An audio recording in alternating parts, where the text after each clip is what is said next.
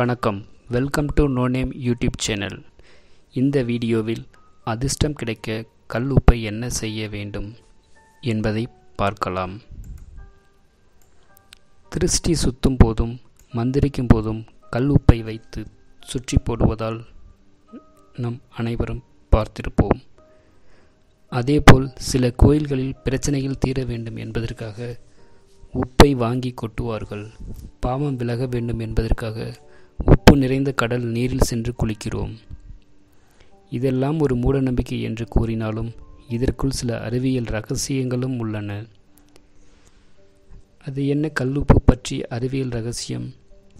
அறிவியலில் நம் வாழ்க்கையை வழிநடத்தி செல்லும் எதிர்மறை மற்றும் நேர்மறை சக்தியை ஒரே சயின்ஸ் என்று கூறுவார்கள். உப்பு எதிர்மறை சக்தியை வெளியேற்றும் ஒரு பொருள். கைக்குள் உப்பை வைத்துக்கொண்டு நேர்மறையாக பேசினால் உடலில் நேர்மறை சக்தி அதிகரிக்கும். நேர்மறை அலைக்கற்றைகள் நம்மை சுற்றி பரவ ஆரம்பிக்கும். இதனால் சிலர் உப்பை கடன் வாங்கினாலும் கைகளில் வாங்க மாட்டார்கள். ஏனெனில் உப்பை கொடுப்பவர்களிடம் இருக்கும் எதிர்மறை சக்தி மற்றவர்களிடம் வந்துவிடும் என்ற ஒரு ஐதீகம்தான் காரணமாகும். சரி, அதிர்ஷ்டம் கிடைக்க என்ன செய்ய வேண்டும்?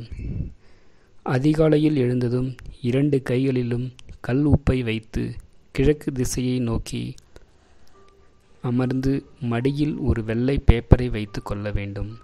பின் கைகளில் உள்ள உப்பை இறுக்கமாக மூடிக்கொள்ள வேண்டும்.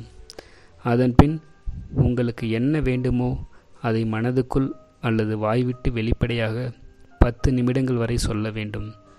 அதன் பின்னர் கையில் வைத்திருக்கும் உப்பை மடியில் உள்ள வெள்ளை பேப்பரில் போட்டு நன்றாக மடித்து அதை ஓடும் தண்ணீரில் விட்டுவிட வேண்டும். இப்படி செய்து வந்தால் நேர்மறை சக்திகள் அதிகரித்து நம்மிடம் உள்ள கஷ்டங்கள் அனைத்தும் மாயமாய் விலகும் என்பது